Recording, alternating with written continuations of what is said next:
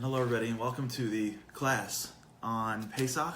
Thanks so much for joining me. For those who are here live, this is the first time I'm doing this. Hope that you're getting it. Hope it's streaming through into your computers from across the world. What we're going to talk about today is the Pesach Seder, and a couple of the ideas that I think as you go through the process and sit down to the Seder that you can take with you. I think one of the greatest misconceptions we have in Judaism is that Judaism is a commemorative religion, right? Why do we have Seder for? Well, a long time ago, our ancestors came out of Egypt, and when they did, this happened and that happened, and they didn't have time to bake bread, and they had this difficulty and that difficulty, and so as a result, to commemorate what they went through, we do the same thing.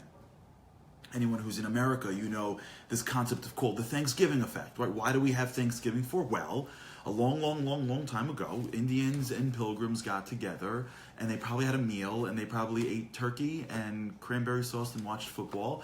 And it's not really relevant in our lives, but it's tradition. It's a good time to get together with family, and that's what's important, right? What's important is the stuff around what we're doing. And when you think about people and ask them, well, why do you have a Pesach Seder for? And they say, well, a long time ago, this is what happened. So it's not really relevant to our lives now. Like we're not leaving Egypt, but that's our tradition. Those are our customs. And so we get together with family, and family is important.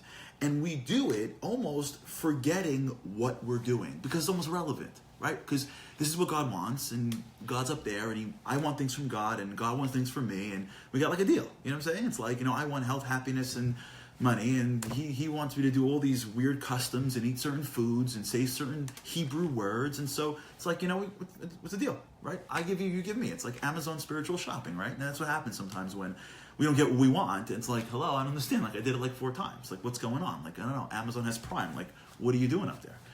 And so you go through the Seder year after year, and it's like irrelevant in its activity.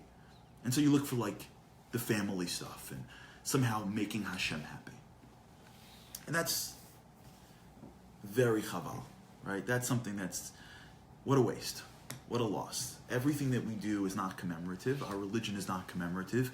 Our religion is dynamic, which means if it makes it through the system, remember, a lot has happened in our history that we don't commemorate at all, right?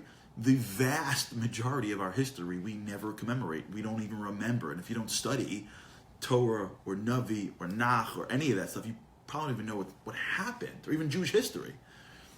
If it makes it through the system, it's because there's something in it that's timeless. It means that there are lessons. It means that there's spirituality that these physical activities unlock.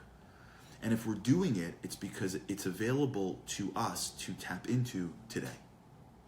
So as you go through the Seder, which is arguably the most important night of the year, there are, if you think about it, you go through every single night of the year, there is no more important night that we have for our people than Leil HaSeder, than Seder night. And for those that are in the diaspora, you get 2 of them.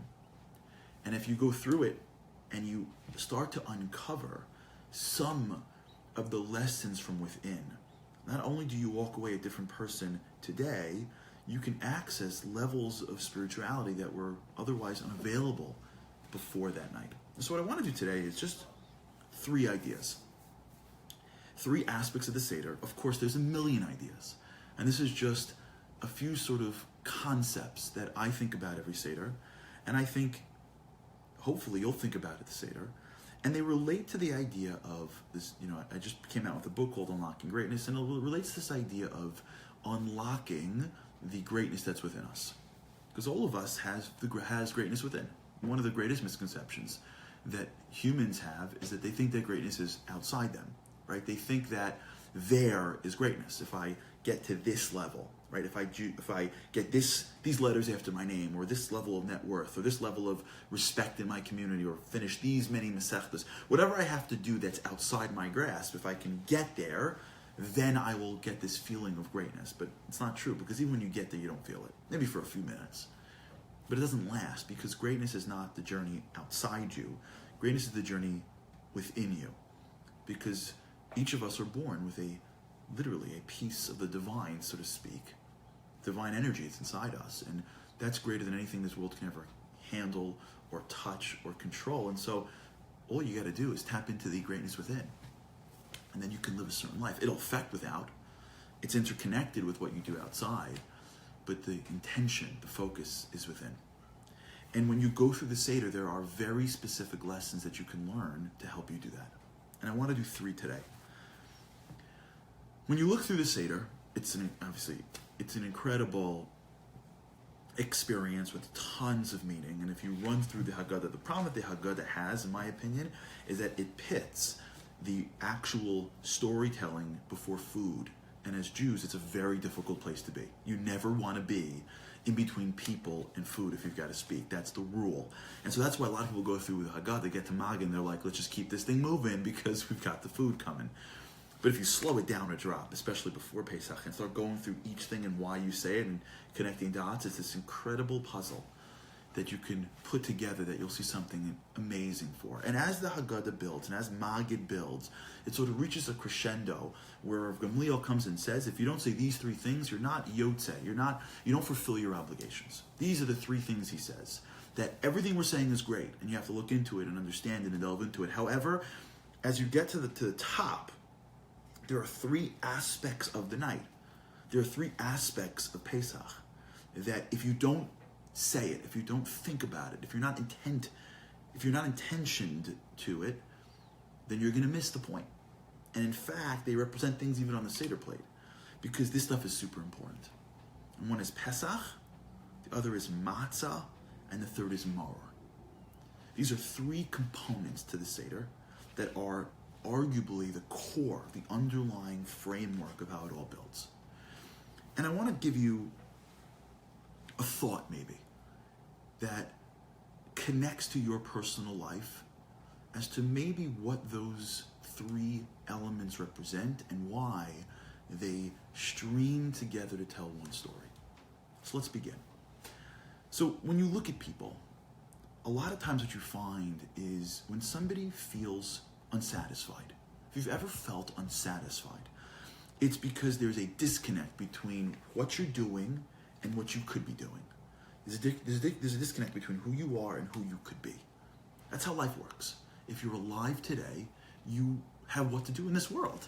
And so part of life is grappling with this angst that I'm not enough.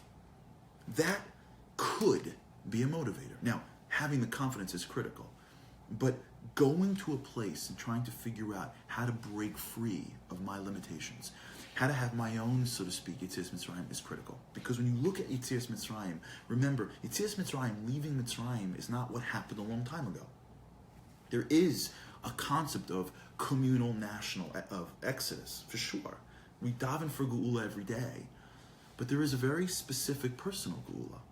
There is our own limitations. The word Meitzar means constrained.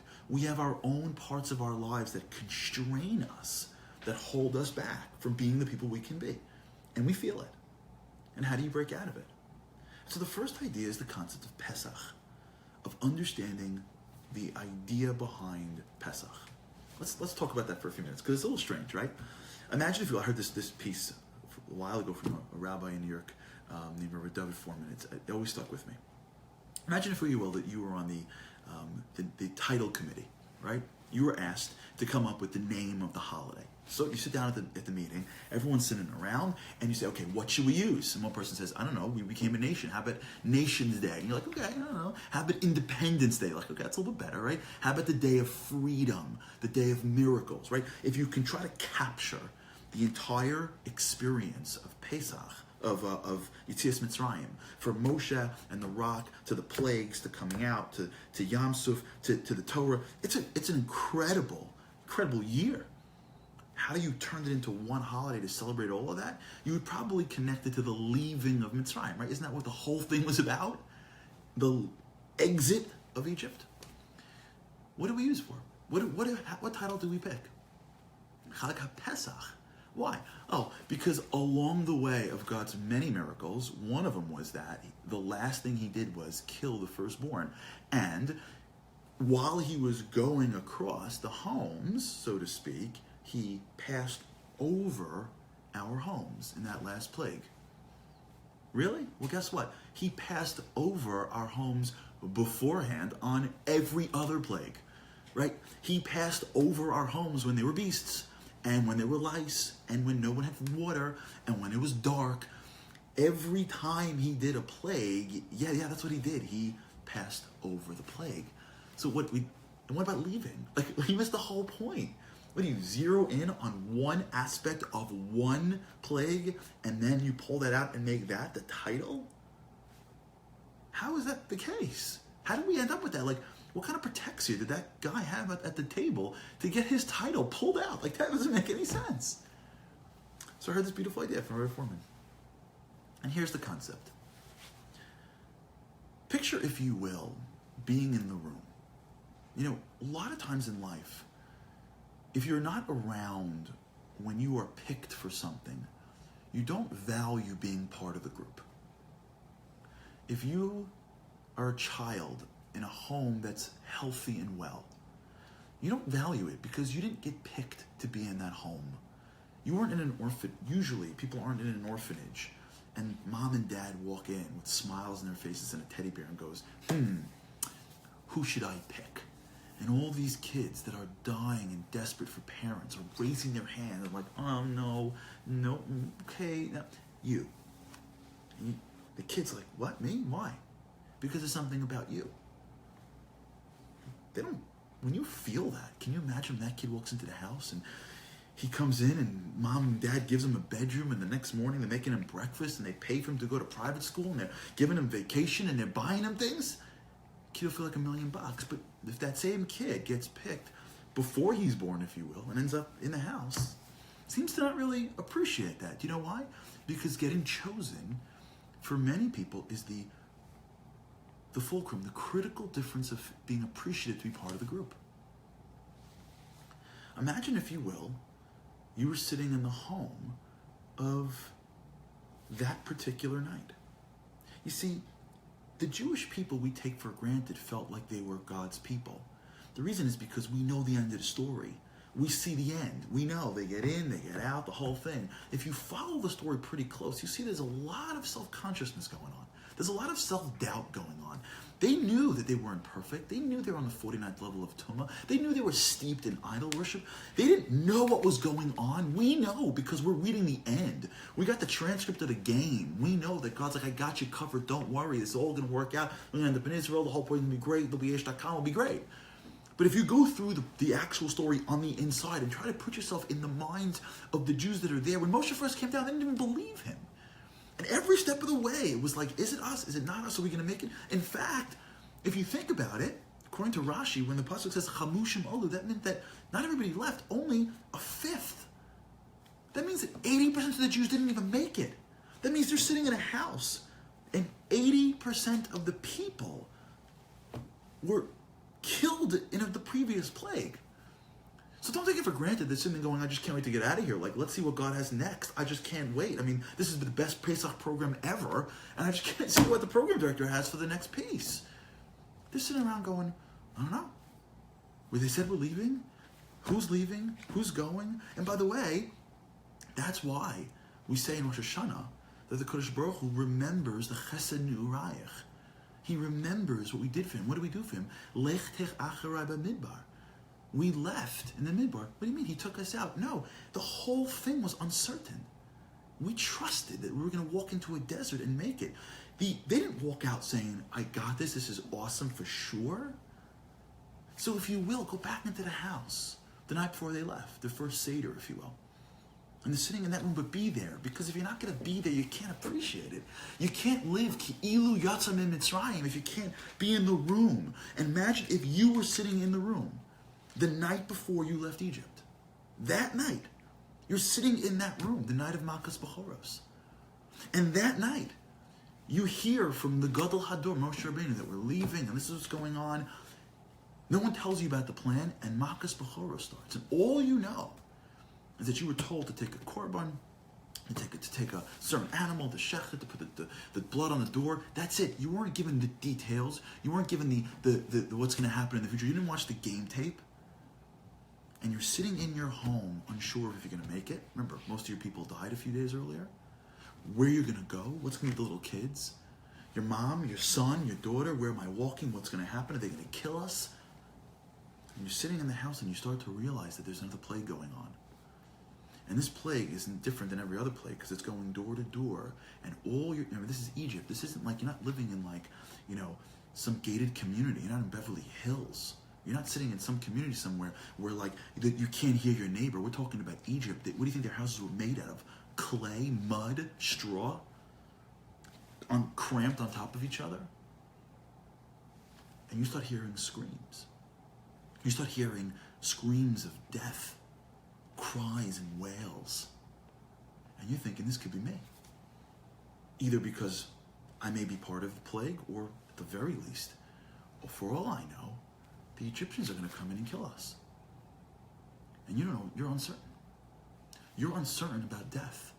You're uncertain if you're going to make it. And you sit around and you don't know what's going to be next.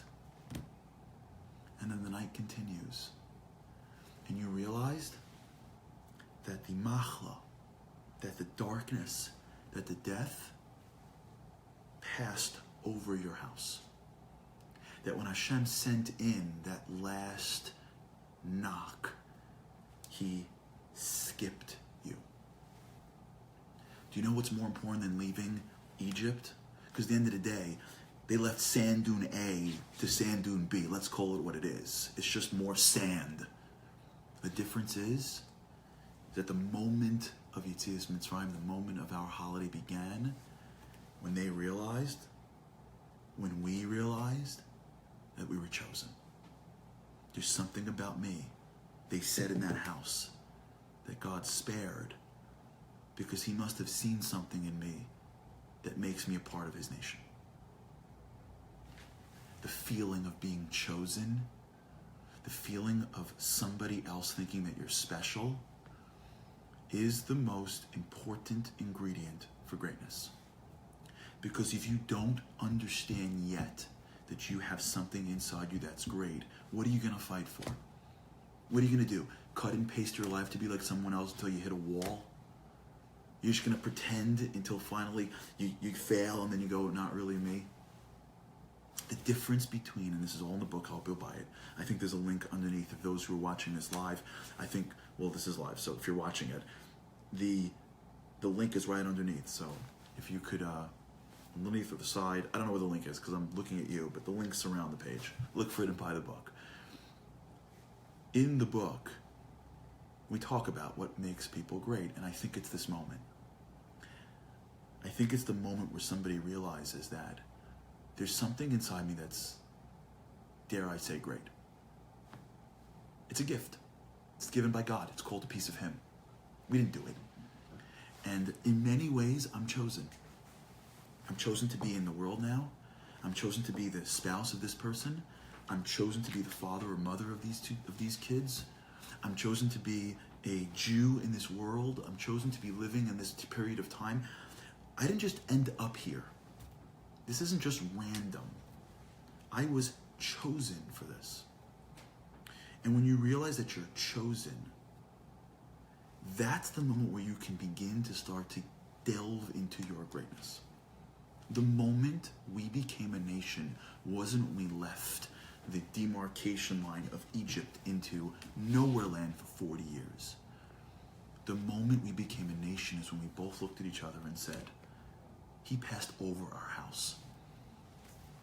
The cries faded away, and we made it. There's a great story, and I'm sure people that are lucky enough to come from those that survived the Holocaust have heard something similar from your parents or grandparents.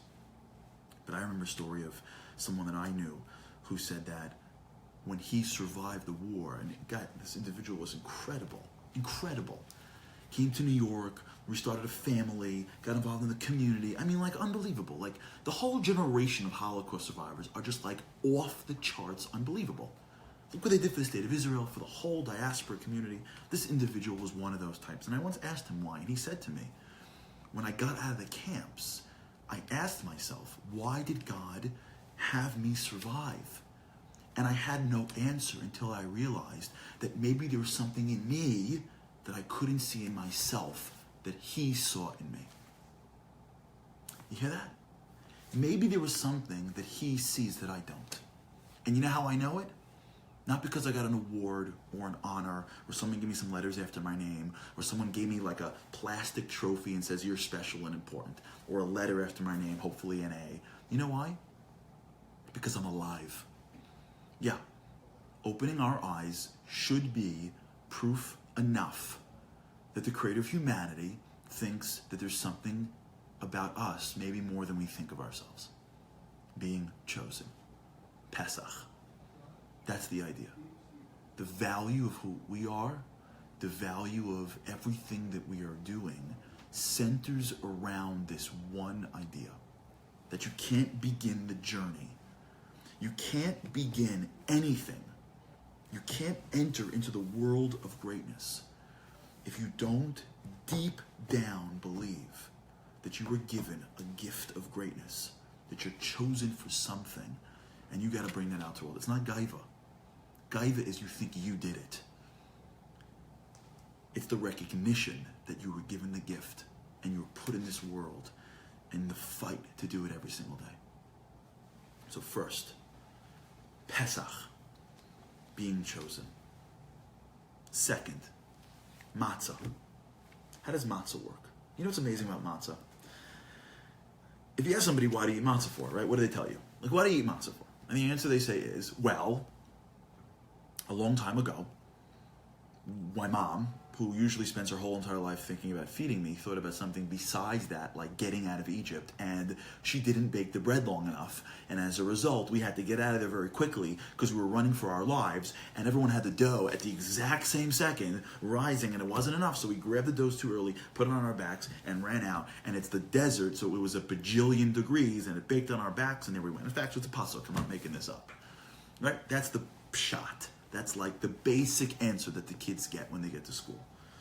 That the reason why I have this bad bread is because back in the days there was a technical difficulty in that we had to get out quicker than the baking process took. And so we were stuck with it. And why do we do it for? Oh, okay. This is easy because a long, long, long time ago this happened and then it becomes our tradition. It's a custom. So we remember then. Right? That makes sense. So what? That was then. It was a technical glitch. Why don't we just solve the glitch and make regular, normal bread? But I got even more. Could it possibly be that we go through a year of plagues? God basically rimrocks the entire Egyptian people, shuts the lights, knows about the intricacies of who's Bechor, basically gets to a point where they're saying, get out. And yet God can't figure out a way to like arrange a late checkout for us, really? Like you can't get Paro to like stay in the palace for like 2 more hours? And now we're scared of Paro? Didn't we go the whole like I'm chosen thing? Didn't we go through the whole like we just took basically their God, shechted it, put the blood on the lentil, and now we're all of a sudden scared of Paro? Why can't we just walk out and say like, we got this? It goes further. If you look at the pasuk says that the Kodesh Baruch Hu took us out, right? V'hi miketz shloshim shana v'arba ma'os shana. Here it is. V'hi be'etzem hayom hazeh yatzu kol tzivos Hashem me'eretz Mitzrayim. You know when Hashem took us out? The pasuk says be'etzem hayom hazeh. Well, that's interesting words. Where have we seen those before? We saw them before in the Torah. We saw them with Noach. When Noach built the teva, God wanted people to do tshuva, so He didn't have them go in the teva in the middle of the night and wake up in the morning and it's like raining and you're like, okay, where's Noah? Oh my gosh, Noach is where? He had him walk into the teva in the middle of the day. And no one could stop him. Because when God wants to showcase you, He does it be'etzem hayom hazeh. So I don't understand. Are we being chased out or is He showcasing us? God could have had us walk out at night. If we really were scared of Paro, if we were breaking out of jail, we would leave under the cover of night. Is it be'etzem hayom hazeh, middle of the day, everybody watch, or are we running out for our lives? And the answer is both. Because what this is not a technical difficulty. Hashem is teaching us how you become a great person, how you accomplish geula in your life, how you have hatzlacha. How does hatzlacha work?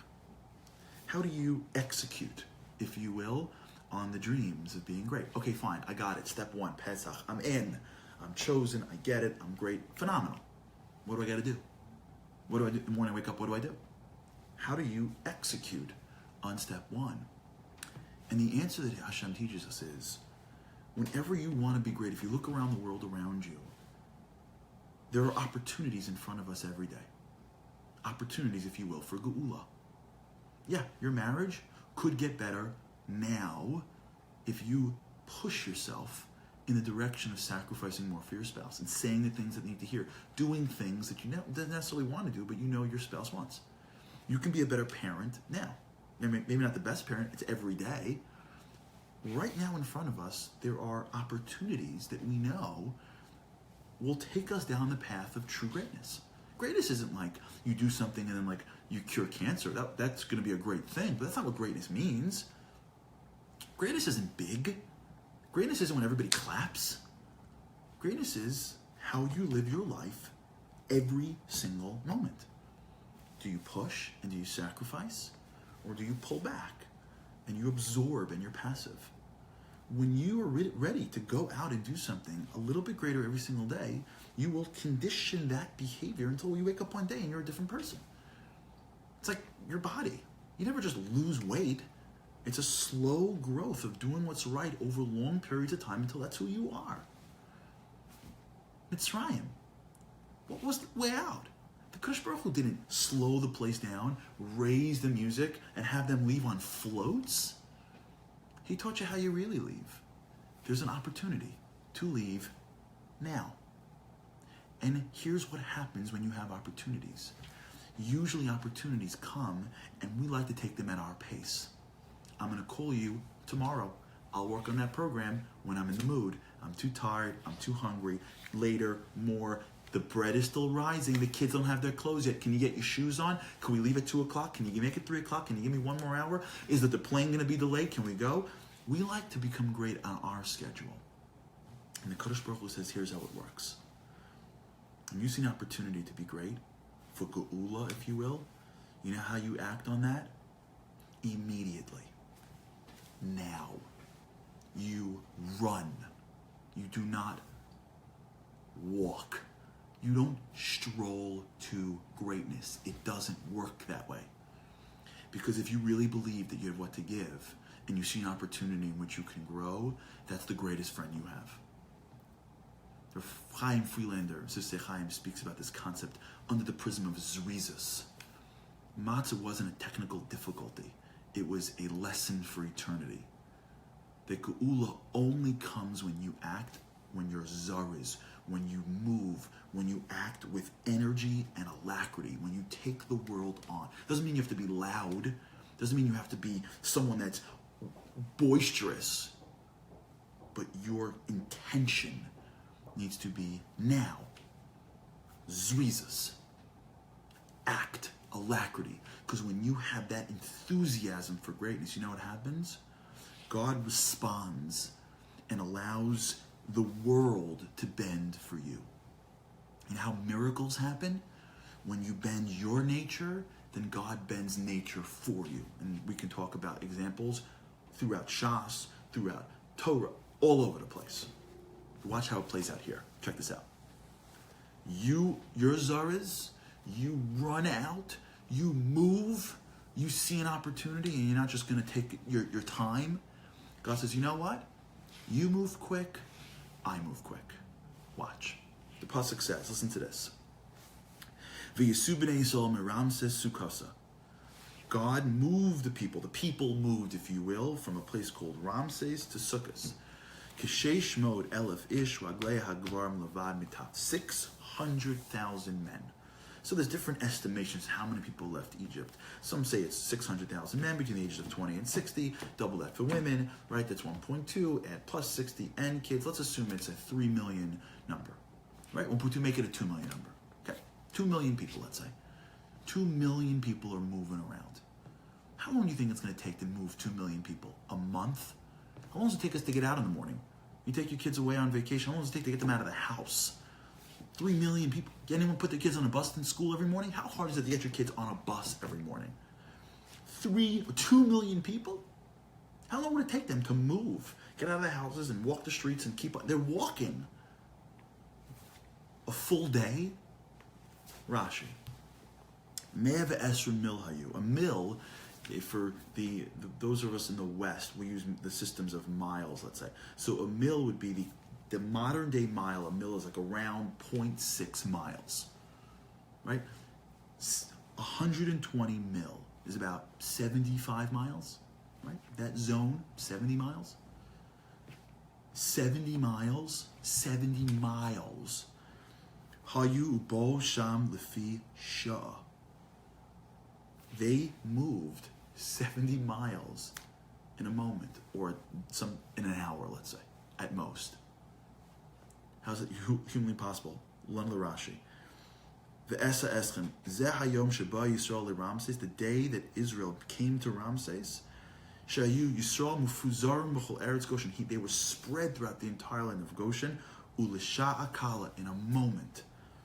Kesheba Yisrael atzeis nikbetzu kulam leRamses. They went to move. They got out of their houses and said, "Let's do this now." And it's in a moment they were all unified, if you will, and collected in the city. Because that's how life works. It's called mida keneged mida, measure for measure. You live life with alacrity. You go after opportunities with a certain sense of intention and enthusiasm. And God goes, really? You're going to break your nature of being comfortable? You're going to break your nature of avoiding pain? You're going to break your nature of being self-absorbed and go out with enthusiasm to somebody or something else? Okay. Watch how I can break nature for you. Step 1, understand that you're chosen. Step 2, understand that life doesn't work on a regular pace. You act when opportunities come in front of you with a certain level of enthusiasm and zerizus, and as a result, you'll get in return Hashem looking at you and treating you in that way. And now there's number 3. Pesach, matzah, umaror. Maror is an interesting one, right? Because you're sitting at the table of freedom, right? This is the good times. It's like amazing how guilt we are. Like we just love guilt so much. Like we can't even like have a night where we're like, it was amazing. It's gonna be like, well, it was amazing, but, right? How was the vacation? It was good, but they could have had this, and the line was too long, and you know what? When I parked there, and I think the soup was a little salty. Like we love the but whenever you look at things. Why can't we just turn around and be like, listen, it was amazing? Yeah, there was some complications. Yes, we were slaves for a very long time, but I don't know, we were free for much longer. And the answer is because Maror is very specific. It has a very specific function in your path to greatness. Because one of the biggest challenges of being great is getting lost in the world of Pollyanna, right? It's being a person that only can operate when things are perfect, right? You ever get that feeling? When like things are great and you're ready to take on the world, then like someone throws a little curve your way. Kids are screaming. Someone says no. You're on the way to do some great mitzvah and there's traffic. And you're looking up to God going like I don't get it. Like I'm in. I got it. Chosen. I'm acting with alacrity. Like where are you proofing my miracles? Like what's happening over here? And the answer is that that's not how life works. Yes, sometimes it's green, green, green, green, green. But many times the way you really become great is through the challenge. You see, the mistake we make is that we think that the challenge is the detour to the path of greatness. I know how to get there. And when I get stopped, or if I'm given a challenge, now I got to get off the road, deal with my challenge, get back on the road and head to greatness. And what we miss is that, for the most part, the obstacle is the way. The maror is what makes us great. The concept of maror is, yeah, we went through challenges and pain, and we can never discount those. We'll never do that. We don't forget the Holocaust. You know, one of the greatest parts, I think, when you go to Israel, to me, one of the greatest monuments, if you will, in Israel is Yad Vashem. Because you'd think, like, can you just leave that in Europe? No. It belongs in Israel. Because we don't forget the pain. We honor those that suffered. We honor those that went through. And as a nation, we deal with the challenge, but we realize that the pain and the pleasure, they're all one box. It's one It's one piece. We're the nation we are today, not despite the Holocaust, but because of the Holocaust. And what our ancestors went through, we don't discount that as the detour. That's part of the strength that we have that gets us through every single day of our lives. Maror, the challenge, the suffering, belongs right on that table with being chosen and acting with enthusiasm. Because that's also a huge piece of who we are. The people that can get through challenge. That's what makes us us. Because if every time we were thrown a curveball, we collapse, we can have all the best intentions in the world. It's never going to happen. Because until Mashiach comes, life ain't perfect. And the person and the individuals who can deal, who can overcome, who can be resilient through challenge, that's how you get through it in the long run. And to me, I think one of the most important aspects of the Seder is what you do with the maror. Right? If you remember, the maror is the bitter thing that we eat, and you dip in something called charosas. Depending if you're Ashkenazi or Sephardi, it depends on what that charosas even looks like. And there's different reasons why we have charosas. It looks like the mortar, things like that. But I heard one beautiful idea that I think about all the time is that the charosas represents the concept of renewal and of hope.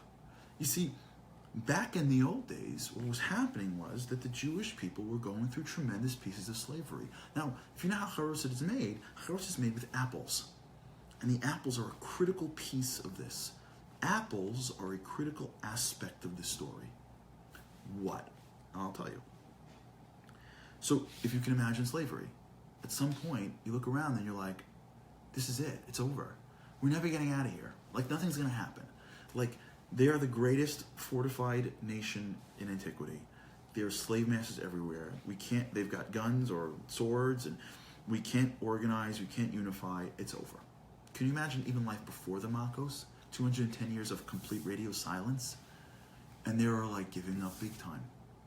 And the Medrash teaches us that what would happen is the men would be out in the fields working, and they would sit by the apple trees, and the women would come out to these areas, into the apple trees, and beautify themselves and engage them to give them hope of the future. What took place around the apple trees, around the apples, if you will, was the feeling of hope in the darkest times. The recognition that the challenge that they're facing is not the proof that it's over, but that's the sign that we still should have hope. Those apples are the lining that we see in challenge. Those apples are the sweetness in the bitter. It's the representation of a people, or at least part of the people, in particular the women of the Jewish people, that looked at challenge and said, just because we're going through something, it doesn't give us the permission to give up hope. Always recognize that the challenge will take us to something, to somewhere, even if we can't see it right now. That is the inner hope that I think everyone has gone through, especially in the past few generations. People that came to the state of Israel and sacrificed life, limb, and family for the nation did it, I think, whether they recognize it, with this same hope. I may not be able to see past the war or past the challenges or past what's in front of us, but I keep on digging knowing that there will be a better day. And so when you sit at the Seder table, you don't minimize challenge. You bring it right in the center. You just dip it in hope. You dip it in charosas.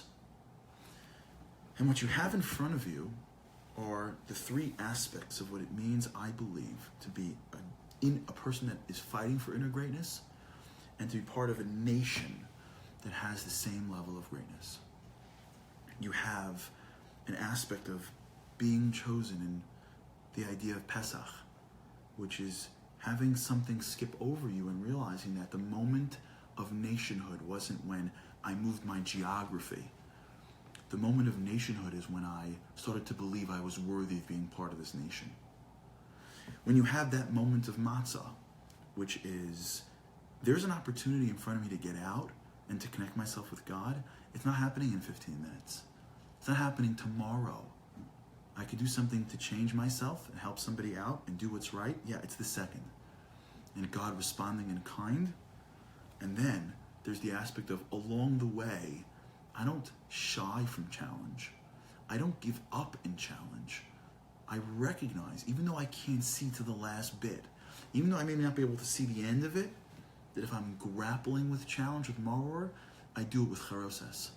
I do it with the understanding that there's going to be hope one day, and that there's something that this is all connected to. And when you live your life, and you constantly circle back against those three principles, it serves as the underlying foundation for what freedom really is, for what geula really is, for a way in which you live your life and how you connect to the lives around everybody.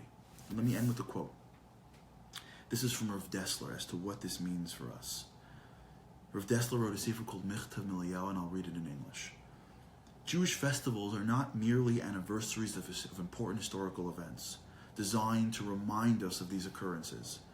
Rather, they are annual spiritual opportunities. Do not go through your Seder and say, did all the stuff, are you good? Everyone's happy? Next year. Don't leave the room until you've tapped into something more spiritual than the food and the family and the fun. We do not simply commemorate events, we relive them. We do so by tapping into the unique spiritual energy that is unleashed during each respective time period. It is my goal and my bracha to us that we live this way, that we tap into the greatness that's within us. If you can, if you want to, for the next 2 days, we're giving out a whole bunch of free bonuses. Just look around the page and click the link and order today. If you get it in before the weekend, we have some extra special bonuses for you. You can email me directly at Harary, and I'll get you those. If you want to buy the book, we appreciate that and hope that you get it and that you enjoy it. And either which way, my hope and blessing for you in this season is that you go through Pesach and you not only enjoy it from a family perspective and a physical perspective, but you tap into the lessons to become that person, that incredible person that you already are and that you are destined to be. Thanks so much.